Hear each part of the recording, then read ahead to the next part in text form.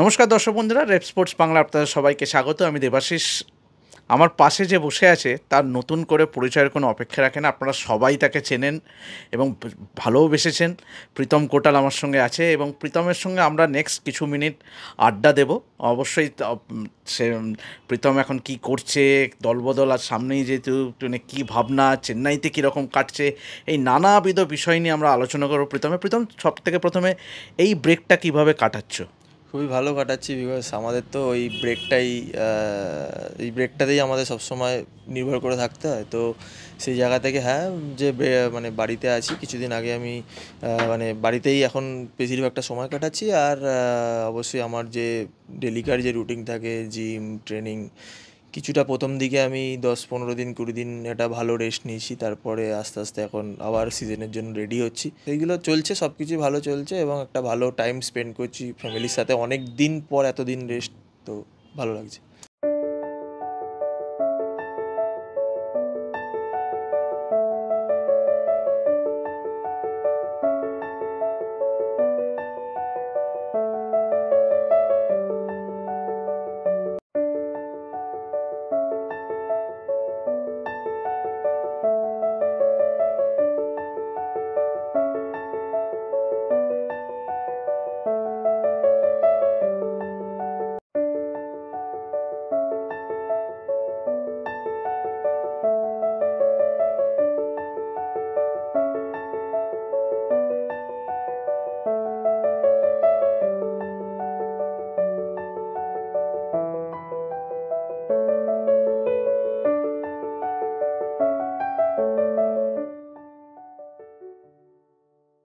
অবশ্যই চেন্নাইয়ের নতুন টিম কীরকম, মানে এনভায়রনমেন্টটা অবশ্যই গত মরশুমে তুমি ছিলে, কম্পেয়ার টু আদার যে সব টিমে তুমি খেলেছো, মোহনবাগান সুপার জায়েন্ট বলো বা এটিকে মোহনবাগান তার আগে বা কেরালা ব্লাস্টার্স, এখানে কীরকম পরিবেশ বা কীরকম এনজয় করছো? চেন্নাইয়ের একটা জিনিস সবথেকে বেশি যেটা ভালো, সেটা হচ্ছে যে ম্যানেজমেন্ট যারা আছে আর কি, লাইক ফ্রম ওনার টু, তারপরে যারা নিচের দিকেও যারা আছে, ওনার টু অপারেশনসে যারা আছে, ম্যানেজার, যারা টিম ম্যানেজার, গ্রাউন্ড স্টাফ থেকে স্টার্ট করে কিটম্যান থেকে স্টার্ট করে, তারা সবাই খুব ফ্রেন্ডলি।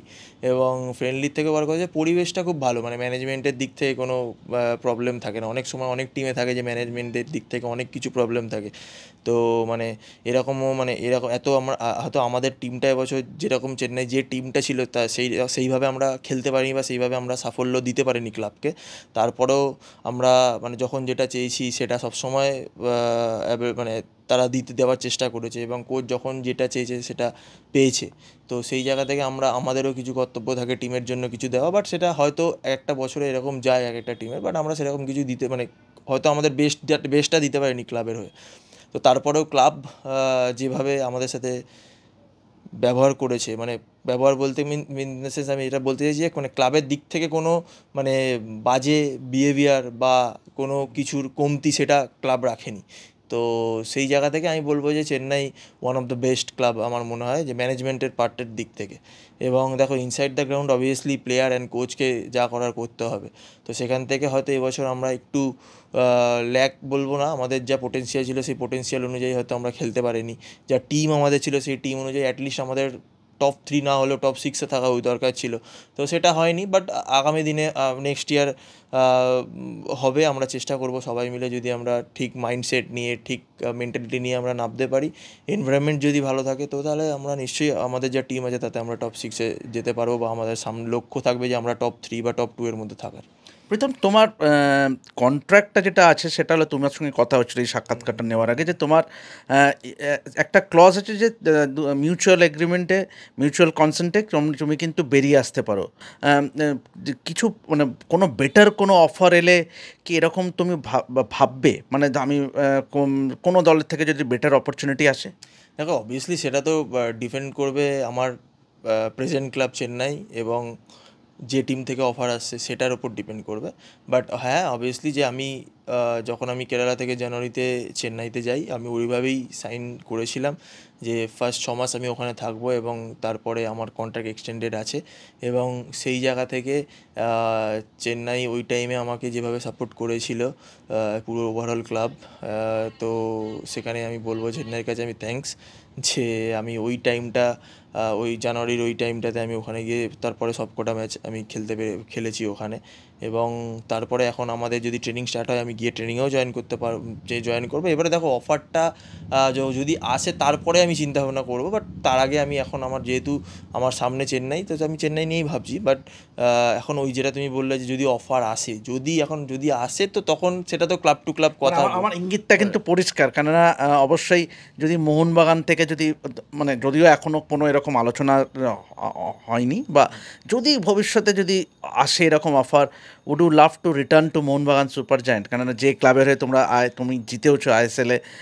এটা কে না চাইবে যে যদি মোহনবাগান থেকে অফার আসে আমি সেটাকে না বলার, কারণ আমার তো শুরুটাই মোহনবাগান থেকে। সবাই জানে যে আমি মোহনবাগান থেকে আমার আই লিগ জেতা, ফেডারেশন কাপ জেতা, আইএসএল জেতা। হ্যাঁ, তো তো সেখানে আমি কেন চাইবো না যে আমি মোহনবাগানে ফিরে আসতে? তো সেটা এখন দেখো, যেটা আসেনি সে মানে এখনও কোনো কংক্রিট কথা বা কোনো অফার আসেনি, তো সেখানে বেকার মানে বলে কি হবে যে মানে অফার আসলে দেখা যাবে। বাট সেটা দেখা যাবে, ভবিষ্যৎ কী হয় কেউ জানে না, তুমিও জানো না, আমিও জানি না। আজকে আমি চেন্নাইয়ের সাথে আছি, যদি সেখানে ভবিষ্যতে কিছু হয় সেটা ভবিষ্যতের ব্যাপার, বাট আমি এখন অনলি ফোকাস চেন্নাইকে নিয়ে আছি। প্রীতম, একটা জিনিস তোমাকে প্রশ্ন করতেই হচ্ছে, যে আমরা সবাই জানি যে প্রীতম আদ্যন্তে কিন্তু মোহনবাগানই, কেননা তুমি বরাবরই যেটা তুমি বললে মোহনবাগান থেকেই তোমার শুরু, সাফল্য।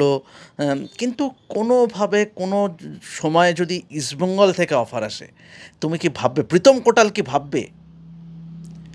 সত্যি কথা বলতে এতদিন খেলে মানে এতদিন হয়ে গেল আমি খেলছি কলকাতা ময়দান বা ইন্ডিয়ান সার্কিটে। ইস্টবেঙ্গল থেকে আগের বারই আমাকে নিতুদা ফোন করেছিল অনলি, মানে সিজন শুরু হওয়ার আগে নিতুদা আমাকে ফোন করেছিল যে তোর কি কন্ট্রাক্টের কী অবস্থা, মানে কি কি চলছে। তো আমি বললাম যে দাদা এই ব্যাপার। তখন তখন আমার সাথে মোহনবাগানও অলরেডি কথা বলছে, কারণ একটা ট্রান্সফারের মাঝে উঠেছিল, তো ওটা সত্যি ছিল যে আমি আসছি মোহনবাগানে জয়েন করছি। বাট সামহাউ ওটা ওয়ার্ক হয়নি লাস্টে গিয়ে। তো তার ওই সময়টাই আমাকে ফোন করেছিল, কিন্তু তারপরে আর কোনো কিছু কথা এগোয়নি। জাস্ট আমাকে জিজ্ঞেস করেছিল, ব্যাস। তারপরে আর কিছু সেরকমভাবে কিছু এগোয়নি, তো আমিও সেরকমভাবে ইন্টারেস্টেড দেখায়নি। বাট দেখো মানে কী বলো তো, যে আমি একটা জার্সিতে টু হয়ে গেছিলাম, তো সেখানে আরেকটা জার্সি ছেড়ে আরেকটা জার্সিতে যাওয়া, সেটা একটা বিগ চেঞ্জ। কলকাতা সার্কেলে বলছি আমি, এটা তুমি যদি ওভারঅল দেখো, মানে ইস্টবেঙ্গল মোহনবাগান একটা আমাদের গ্রোন আপ থেকে যে আমরা ইস্টবেঙ্গল মোহনবাগানের রাইভেলিটি দেখে বড় হয়েছি। তো সেখানে প্রথমে মোহনবাগানে এত বছর খেলেছি, খেলার পরে এখন ইস্টবেঙ্গলে যদি আমি যাই, তো সেখানে সেই শিফটটা কীরকম হবে বা কীভাবে আমি নিজেকে মানিয়ে নিতে পারবো। বা বিকজ আমার দেখো, আমি খোলাখুলি বলি, আমার এটাতে কোনো লজ্জা নেই যে আমার বাড়িতে সবাই মোহনবাগান। আমার বাবা মানে বাবার থেকেই আমি মোহনবাগান গেছি মাঠে, মোহনবাগান মাঠে গেছি, মা মোহনবাগান। তো আমার বাড়িটাও মোহনবাগান পরিবেশ আছে আর কি। সেই জায়গা থেকে সেই ব্যাপারটা একটা আছে। এইটা না যে আমি কখনো ইস্টবেঙ্গল থেকে অফার এলে আমি ইস্টবেঙ্গলে যাবো না বা ইস্টবেঙ্গলে গিয়ে খেলবো না, কিন্তু মানে ওইটাই কি যে যাওয়ার আগে আমাকে অনেক ভাবতে হবে। তার মধ্যে দেখো, মোহনবাগান আমি একটা যে ড্রেসিং রুম মোহনবাগানে আমি কাটিয়ে এসেছি, সেই ড্রেসিং রুম ইস্টবেঙ্গলের সেই ড্রেসিং রুম আছে কিনা সেটাও আমি জানি না। যেহেতু আমি খেলিনি, আমি সেটা জানি না। মানে ডোন্ট গেট মি রং, কি যে আমি ইস্টবেঙ্গল খেলতে চাই না বা এরকম না। বাট আমি আমার দিক থেকে যেটা মনে হয় সেটা আমি বলছি, যে তো সেরকমভাবে কংক্রিট কোনো দিনই অফার আসেনি এতদিন আমি খেলছি। যেহেতু মোহনবাগানে খেলেছি, আর আমি চাইও নি মোহনবাগান ছেড়ে কোনো জায়গায় যেতে। তো লাস্ট টাইম আগের বাড়ি যেটা বললাম, যে আগের বাড়ি ইন্দুদা ফোন করেছিল, বাট ওই জাস্ট ফোন, বাস। এমনি কোনো কিছু কথা এগোয়নি কোনো। প্রথম তুমি ড্রেসিং রুমের কথা বললে, যে তুমি অনেক দলের ড্রেসিং রুম শেয়ার করেছো। এটিকে মোহনবাগান থেকে যখন হাবাস ছিল তখনও চ্যাম্পিয়ন হয়েছিল, রুয়ান ফারান্ডো যখন ছিল তখনও তুমি চ্যাম্পিয়ন হয়েছিলে, তখনও এটিকে মোহনবাগান ছিল, তারপরেই মোহনবাগান সুপার জায়ান্টস হয়। তো সেই দিক থেকে কেরালা ব্লাস্টার্সের ড্রেসিং রুম শেয়ার করেছো, এখানে চেন্নাই এফসিতে ওয়েন কোয়েলের আন্ডারে ছিলে। তো ড্রেসিং রুম পরিবেশ যদি বলো, যে তোমার দেখা সেরা ড্রেসিং রুম পরিবেশ এখনও পর্যন্ত তোমার প্রফেশনাল ক্যারিয়ারে কোনটা ছিল? আই থিঙ্ক আমি বলবো যে 2013-14 যে বছর আমরা আই লিগ জিতলাম মোহনবাগানের, first Mohun Bagan I league Sanjay Sen মানে বেলোরাজাক, যেটাতে গোল। রাইট, তাহলে সেটা 10 বছর হচ্ছে, এটা 10 বছর হচ্ছে। হ্যাঁ, 10 বছর হলো আর কি। তো ওই ড্রেসিং রুমটার কথা বলবো। আর একটা বলবো যে 2019-20 যখন হাবাস, যখন আমরা এটিকে 19-20-তে আমরা চ্যাম্পিয়ন হলাম, ওই ড্রেসিং রুমটার কথা বলবো। এই দুটো ড্রেসিং রুম এখনও অবধি আমার মানে মনে হয় যে সবথেকে সেরা। বিকজ ওই টাইমটাতেও দেখো, এখন তো মোহনবাগান সুপার জায়ান্ট অনেক কিছু টাকা আছে, সব আছে, মানে ওই টাইমটা আমরা অনেকটা স্ট্রাগল পিরিয়ডের মধ্যে দিয়ে যাচ্ছিলাম সঞ্জয় সেনের ওই টাইমটাতে। হ্যাঁ, তখন তো সেই টাইমে ড্রেসিং রুমটাকে একসাথে একবদ্ধ হয়ে যে আমরা ফাইট করেছিলাম, এবং মানে কতগুলো প্লেয়ার ছিল আমাদের ওই ওই ওই ওই টিমে যারা এখনও খেলছে। তো মানে ইন্ডিয়া টিম খেলছে, ইন্ডিয়া দাপাচ্ছে বলতে পারো। তো সেই জায়গা থেকে ওই সার্কামস্ট্যান্সের মধ্যে থেকে আমরা আই লিগটা যে নিয়ে আসতে পেরেছিলাম ব্যাঙ্গালোর থেকে, ওটা ড্রেসিং রুমের ওই বন্ডিং না থাকলে কখনো হয় না। এবং 2019-এও সেম, যখন আমরা শিল্ড থেকে ছিটকে গেলাম, গোয়া শিল্ডটা পেয়েছিল সেই বছর, শিল্ড থেকে ছিটকে গেলাম, তারপরে আবার আমরা গিয়ে ব্যাঙ্গালোর মাঠে গিয়ে হেরে এসে এখানে 3-2 আমরা ফাইনালে উঠলাম। তো এগুলো ড্রেসিং রুমের বন্ডিং ছাড়া হয় না। বিকজ এখনও তুমি যদি দেখো, এখনও জামশেদপুরের কাছে মোহনবাগান হেরে এসে এখানে ওইভাবে কামব্যাক করা, তো এইগুলো ড্রেসিং রুমের পরিবেশ ছাড়া বা ড্রেসিং রুমের বন্ডিং ছাড়া হয় না। তো এখনও সেই বজায়টা চলে যাচ্ছে, তো এটা দেখে খুব ভালো লাগছে যে যে এখনও সেই ব্যাপারটা আছে।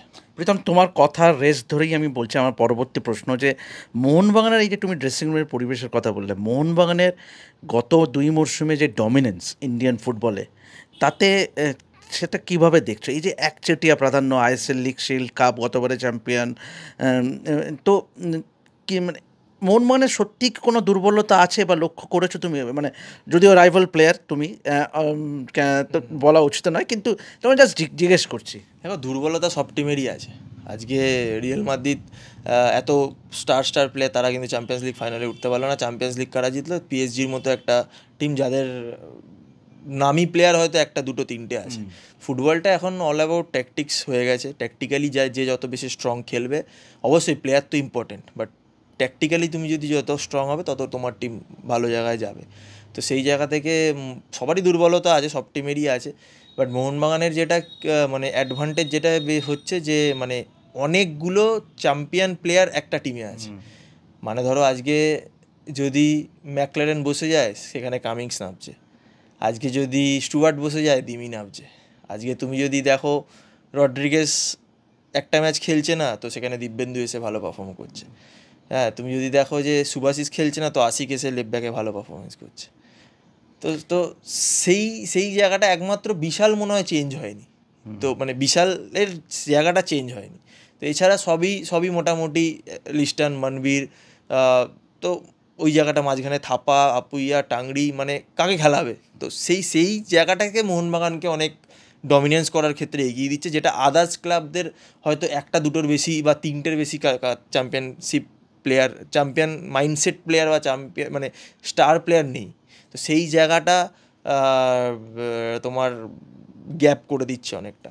তো সেটা আমি অবশ্যই ক্রেডিট দেবো গোয়েঙ্কাজি প্লাস বিনয় ভাই, যারা টিম করছে তাদেরকে অনেক ক্রেডিট দেবো। বিকজ তারা যে ক্যালকুলেশন করে টিমটাকে তৈরি করছে বা টিমটাকে করছে, তাদের জন্য তাদের ক্রেডিট অনেকটা বেশি। বিকজ যারা হয়তো আমরা খেলছি, আমাদেরকে দেখছে সবাই, বাট তারা বিহাইন্ড দ্য সিন যারা কাজ করছে, ইভেন চেন্নাইতেও যারা বিহাইন্ড দ্য সিন কাজ করে, কারণ চেন্নাই তো অনেক বড় বাজেটের টিম করে না, অনেক প্রতিকূল মানে অনেক সার্কামস্ট্যান্সের মধ্যে দিয়ে টিম করতে হয়। বাট মোহনবাগানের কাছে কিন্তু সার্কামস্ট্যান্স বলে কিছু নেই। মোহনবাগানের কাছে কিন্তু মানে ফাইন্যান্সিয়ালি কোনো বার্ডেন নেই যে না এইটার মধ্যে করতে হবে। তো সেই জায়গাটাও মানে সেই ফাইন্যান্সিয়াল বার্ডেন না থাকা সত্ত্বেও যে একটা এত ভালো টিম, মানে এর বদলে বা ওর বদলে এই যে ক্যালকুলেশনটা, সেটাও যারা বিহাইন্ড দ্য সিন করছে তাদের কিন্তু ক্রেডিট দেওয়াটা দরকার। যেরকম চেন্নাইতেও সেটা দরকার এবং মোহনবাগানেও সেটা দরকার। তো এই দিক থেকে আমার মনে হয় মানে ফাইন্যান্সিয়াল দিক থেকে মোহনবাগান আর কি অনেকটা গ্যাপ হয়ে যাচ্ছে সব টিমগুলোর সাথে। তোমার মনে হয় যে কোথাও যে আশিস রায় রাইট ব্যাকে ওইটা একটা মানে সেই কনসিস্টেন্সি দেখাতে পারেনি, সেই জায়গাটা একটা যদি কোনো প্লেয়ার সাপোর্টিং একটা প্লেয়ার যদি, কারণ মোহনবাগানের সব পজিশনেই কিন্তু একটা সাপোর্ট আছে, মানে ওই জায়গাটা একটা প্রবলেম আছে মোহনবাগানের।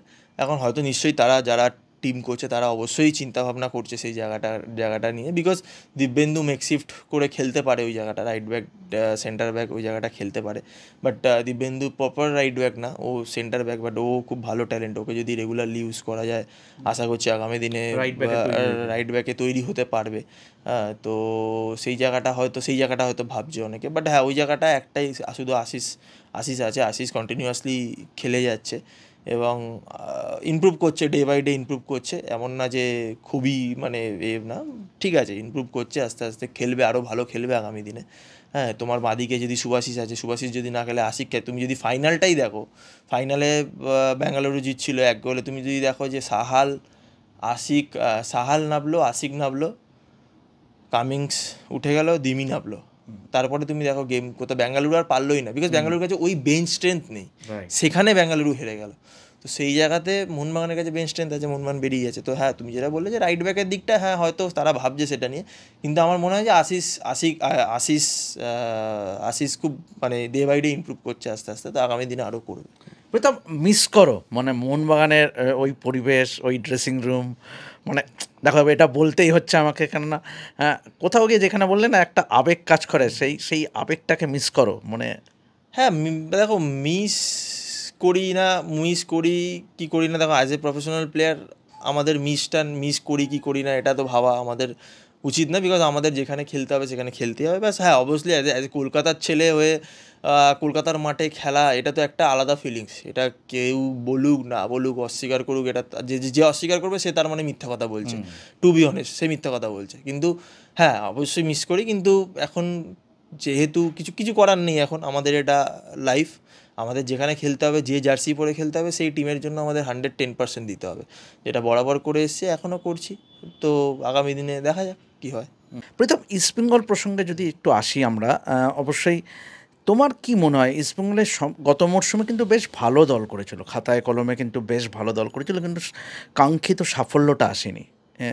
তোমার কি মনে হয়, মানে যেহেতু তুমি দীর্ঘ মানে অ্যাজ অ্যান অপোনেন্ট, মানে অ্যাজ অ্যান অপোনেন্ট প্লেয়ার ইস্টবেঙ্গলের সঙ্গে তো অনেক ম্যাচ খেলেছো, মানে প্রবলেমটা কোথায় হচ্ছে ইস্টবেঙ্গলের? মানে is it got something to do with the dressing রুমের পরিবেশ, মানে ওভারঅল সব দিক দিয়ে দেখতে গেলে সমস্যাটা কোথায়? প্রথম কথা হচ্ছে যে, যেটা আমার মনে হয় যে বাইরে থেকে যেটা মনে হয় যে আহ, প্রথমে আমাদের ভাবতে হবে যে আমরা কি জার্সি পরে খেলছি।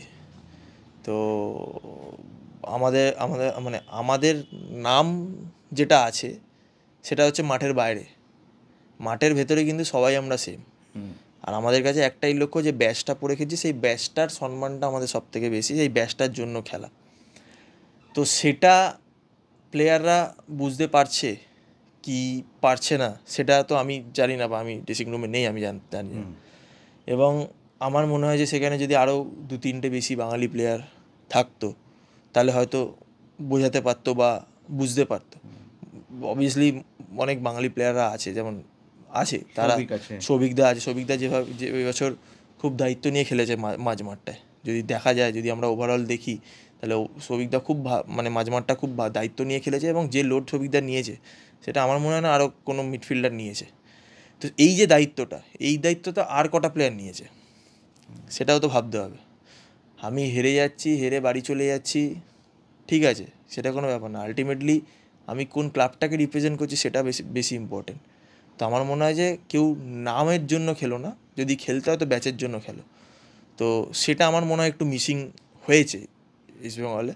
এছাড়া আমি তো ইস্টবেঙ্গল টিম, মানে যে ইস্টবেঙ্গলের যা টিম ছিল সেই টিম নিয়ে মনে হয় ইস্টবেঙ্গল শিল্ড ফাইট করার মতো জায়গায় থাকা উচিত ছিল। এবং ওদের অবভিয়াসলি আনোয়ারের ইঞ্জুরিটাও একটা বড় ফ্যাক্টর, অনেকজনের ইঞ্জুরি, সাউয়েলের ইঞ্জুরি হয়ে গেল, আনোয়ারের ইঞ্জুরি হয়ে গেল, মাহেদি তালালটা সব থেকে মানে বড় ইঞ্জুরি, ওটা একটা হয়ে গেল। তারপরে দিমির কিছু কিছু সময় হ্যামস্ট্রিং ইঞ্জুরিতে দিমি আউট হয়ে গেল। তো সেই জায়গাগুলো একটু প্রবলেম হয়ে গেল। এবং আমার মনে হয় ডেভিডকে আরও বেশি করে ইউজ করা উচিত ছিল ওদের, বিকজ যেহেতু ডেভিড একটা খুব পিওর ট্যালেন্ট প্লেয়ার, তো সেই ডেভিডকে ইউজ করাটাও দরকার ছিল খুব।